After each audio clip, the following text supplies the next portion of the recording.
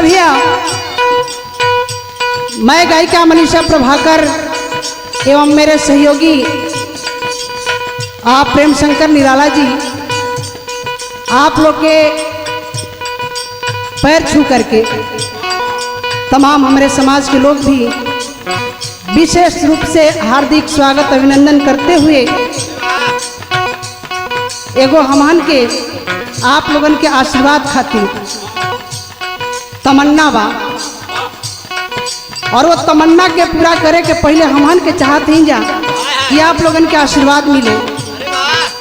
जौन हमन के दोनों कलाकार के ये मिशन के गीत और गाना जौन आप लोग के बीच में जा रहा बा, ओकरा में सबसे पहला सहयोग बा ये रिशान स्टूडियो बक्सर,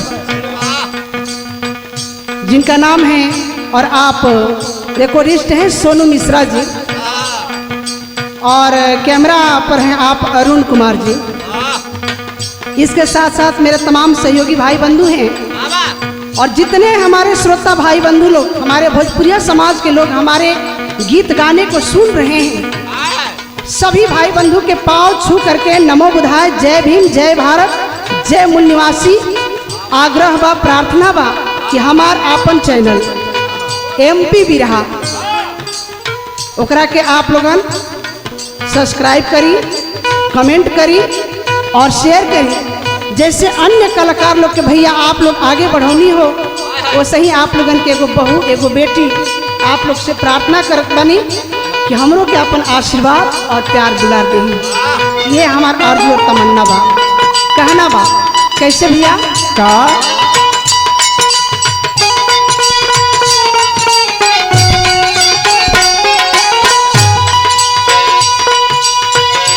ए जी। हाँ बोला। हम आपसे एगो बात पूछल चाहत हैं। अरे कौन बात की शंका हो गई भाई? हम पूछत हैं। बोला बोला। ये हमार कहना बा,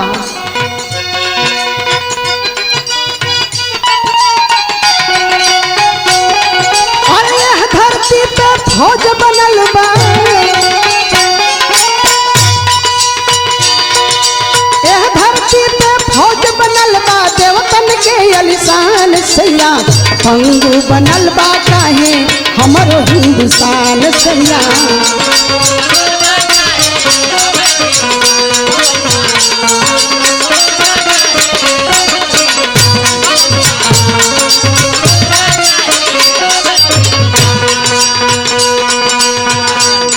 हाँ भाई तो बात जरूर बा, हमरो ई बात के शंका बुझाला कि देवताओं के फौज भारत में तो खड़ा बढ़ले बा। एकरा साथ साथ भारत के तनी दुर्दशा भइल कि पूरे दुनिया में कोनो देश के ना भइल हुई। शंका यह बात को होता कि आखिर ई फौज करत का रहल। बड़ा बताई, कुछ जानत है तो बताई रहो। सुना कुछ मैंने बताए तो देखा थे नजर से, अब पढ़त है का।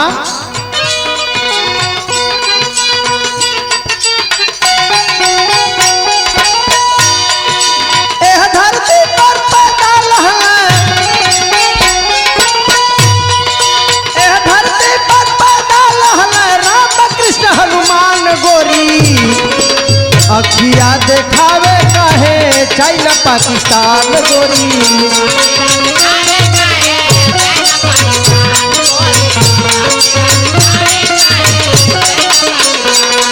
और सोचा कि जौने धरती पर कृष्ण भगवान आए, राम भगवान आए, हनुमान जी सन ताकतवर, तबो जब विदेशी अटैक कर भारत पर, बड़ा चोटे वाली बात बा। हाँ जी ठीक है कहता नहीं, हम इतिहास में पढ़े रही। अच्छा। कि कभी इस देश में तुर्की आया था, अच्छा, फ्रांस आया, लंदन आया, ओकरा पहले हमन के भारत देश में कुछ आर्य लोग अइलन, कुछ अइलन के पूरा अइलन। अच्छा पूरा अइलन। और हमन के देश के लोग कहाँ से कहाँ पहुँचा दिहल। अच्छा, अगर कुछ जानकारी होखे तो और कुछ बताई हमके। तो सुना सुनाई। जौन देशवा में देवी दुर्गा पूजाली,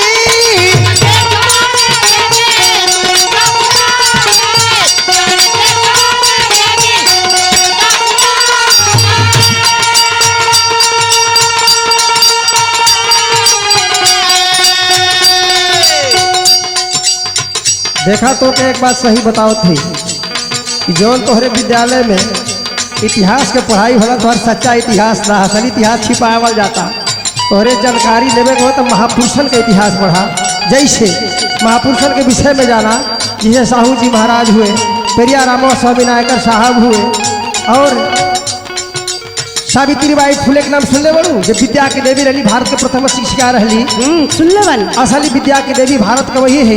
उन्हीं के देन बा कि आज हम के महिला लोग, अरे बाप रे बाप, आज भारत के सबसे पहले महिला के बीच में शिक्षा का प्रसार माता बिल्कुल बिल्कुल की थी। और बाकी सुना है जो देखे के मिलत बा, सुनाई।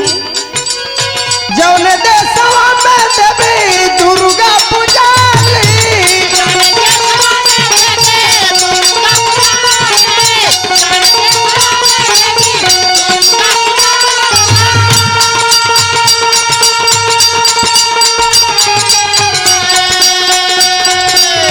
अस्त्र शस्त्र शोभे जकरा हाथ में भुजाली।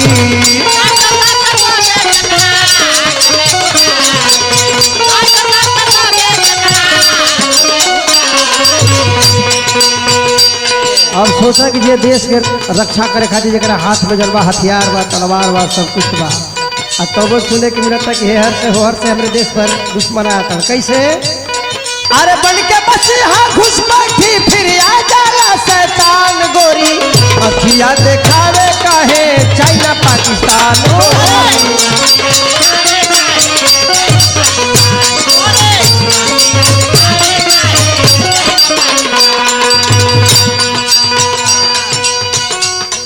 हमके इतना जानकारी बा कि देश पर जितना लोग जे भी शासन कई, अच्छा अच्छा, केहू के राज्य में ई देश कभी सुखी और संपन्न ना रहा। विशेष करके एकरा राज्य में हम बतावल चाहते हैं, ढेर दिन कैले हम विदेशी ससनावा,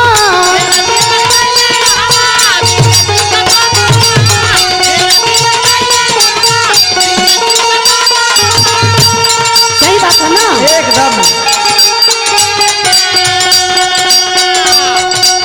सोना चांदी लूट लिहले रत्न खजानावा,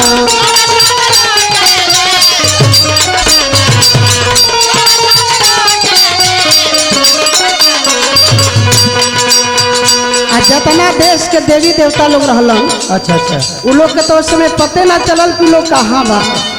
देवता, यही से कहना बा, देवता का मतलब जाने लू, देवता का मतलब देवे वाला, कहना बा का, लेकिन सब लेवता हो। ढेर दिन कैले हम विदेशी ससनावा,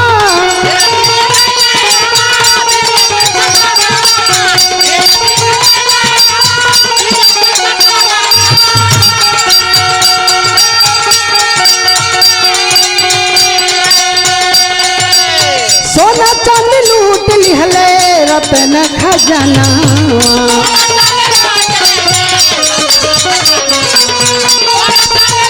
क्या बात है? बन के प्रहरी देखत रहले, अरे बन के प्रहरी देखत रहले हिंदू के भगवान सैया, पंगु बनल बा काहे हमरो हिंदुस्तान सैया। सही बात है ना? सही तो बोले बा। अब बतावा, कहत बड़ू इतना देवी देवता, आज विज्ञान का जमाना आ गई, जितना भी आविष्कार भइल बा भारत में वो देवी देवता ना कैल। पूजा होता देवतन के तोहरे देश में, सब कुछ का आविष्कार विदेश में होता। आज के डेट में बता देते ही, सुना कौन कौन देश आगे बा, हर चीज नया नया जानवर, टेक्नोलॉजी में आगे बा, हर चीज में आगे बा। कैसे? शिक्षा में रूस, चीनिया, अमेरिका बरागे,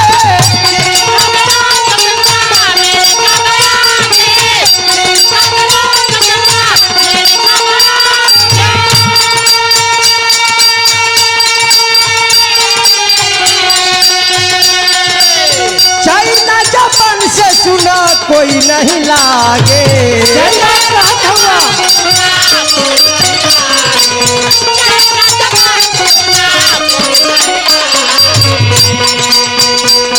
अरे ज्ञान कदम सरस्वती पूजे, ज्ञान कदम सरस्वती पूजे, मूर्खिया नादान गोरी अखिया देखावे काहे दैया पाकिस्तान गोरी अखिया देखावे काहे।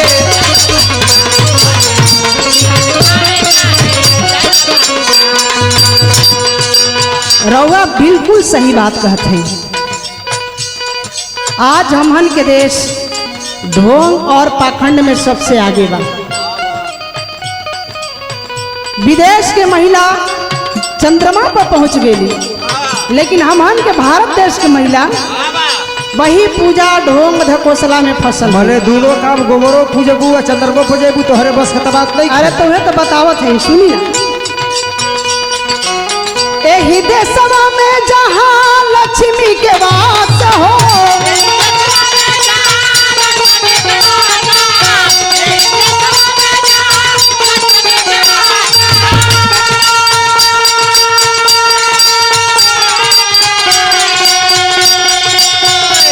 भूख मारी घर में हरियो उपास हो। हद हो गई, हद हो गई।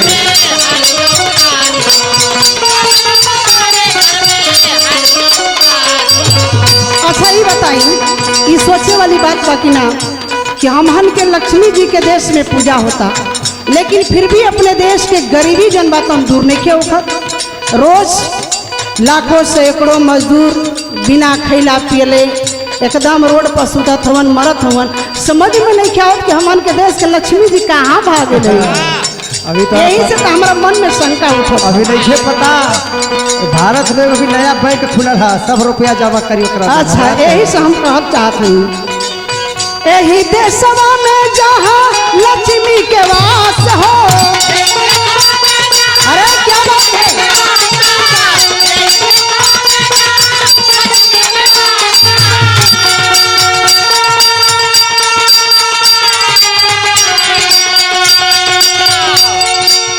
बाट भूख मारी जहाँ हरियो पास हो।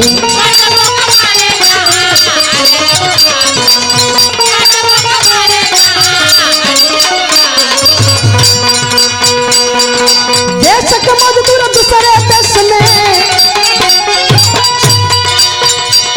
हर देश के मजदूर दूसरे देश में काहे करे पयान सैया, पंगु बनल बा काहे हमारो हिंदुस्तान।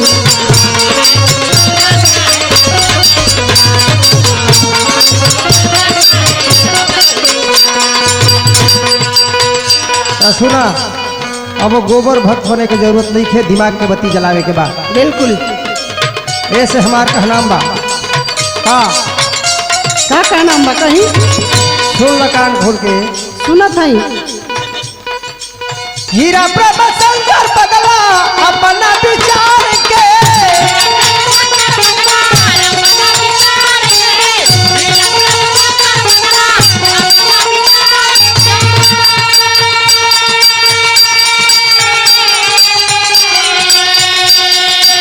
मनीषा प्रभाकर छोड़ा पाखंड गंवार के।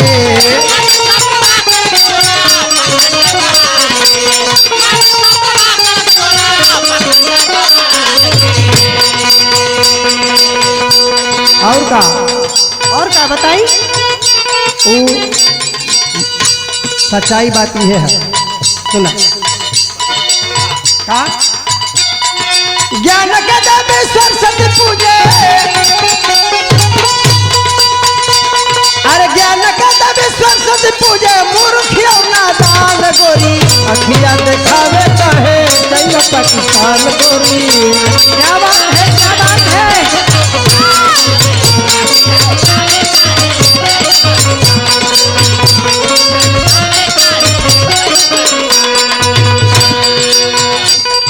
बिल्कुल ठीक कहते हैं। आज अपन देश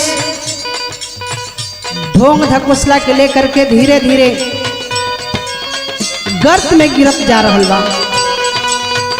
जिस दिन अपने समाज के लोग समझ जाएंगे कि हमारे लिए शिक्षा पहले जरूरी है, और माता बहन लोग समझ जाए कि जौन हमहन के पूजा करे खातिर बाहर मंदिर मस्जिद में जाते हैं, अगर वो पूजा घर में अपने सास ससुर माई बाबू के होवे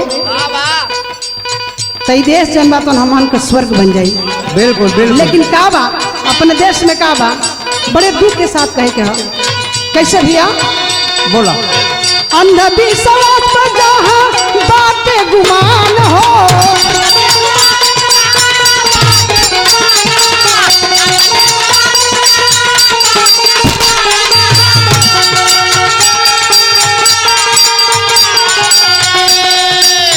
सौ में 90 जहाँ बड़े बेईमान हो। हाँ सही बात है। 100 में 90 बेईमान है, फिर भी मेरा भारत महान है। महान है।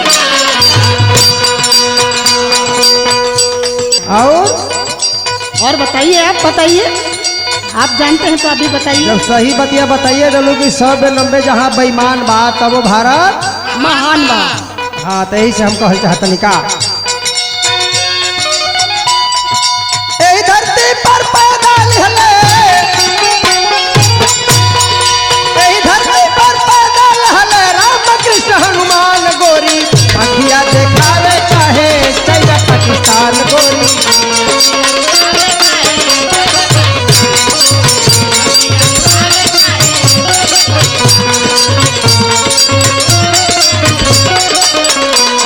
एह धरती पर फौज बनल बा,